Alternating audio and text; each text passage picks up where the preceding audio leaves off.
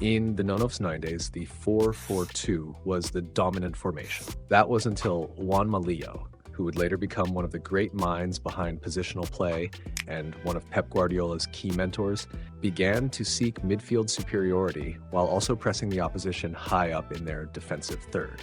While managing teams like Cultural Leonesa, he developed a system that diverged from the traditional 4-4-2.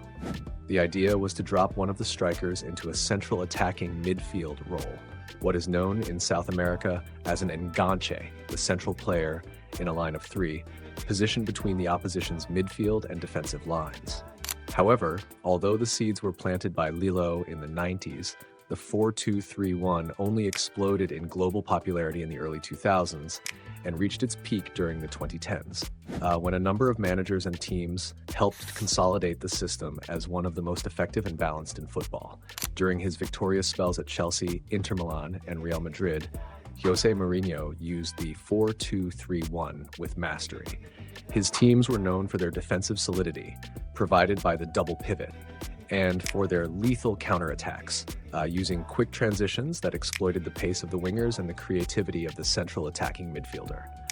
Vicente Del Bosque, who led the Spanish national team to glory in the 2010 World Cup and the 2012 European Championship, used a variation of the 4-2-3-1, with Xavi and Iniesta often playing in the advanced midfield roles and a false nine deployed at times. Spain dominated possession and controlled the tempo of games, showcasing the versatility of the system. In Germany, the 4-2-3-1 also enjoyed great success. Bayern Munich under Jupp Heynckes, who achieved a historic treble in 2013, and the German national team that won the 2014 World Cup both used the 4-2-3-1 as their base structure, demonstrating its effectiveness across different football cultures. Now, from a general tactical standpoint, we can make several observations about the 4-2-3-1.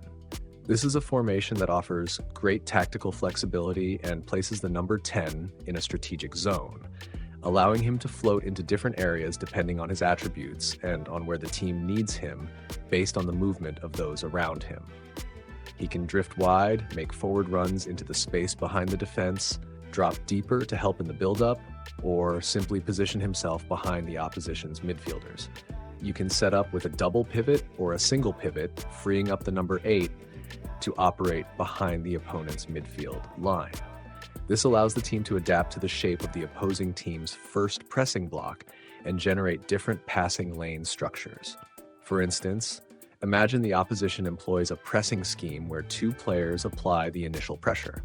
In such a case, it may be beneficial to adopt a 3+1 structure, forming a diamond shape to create more efficient passing lines that break through the first line of pressure. In that setup, one of the holding midfielders could push higher, and the number 10 could adjust his position as needed. On the other hand, if the opponent's first line of pressure consists of 3 players, a 4+2 structure might be more effective.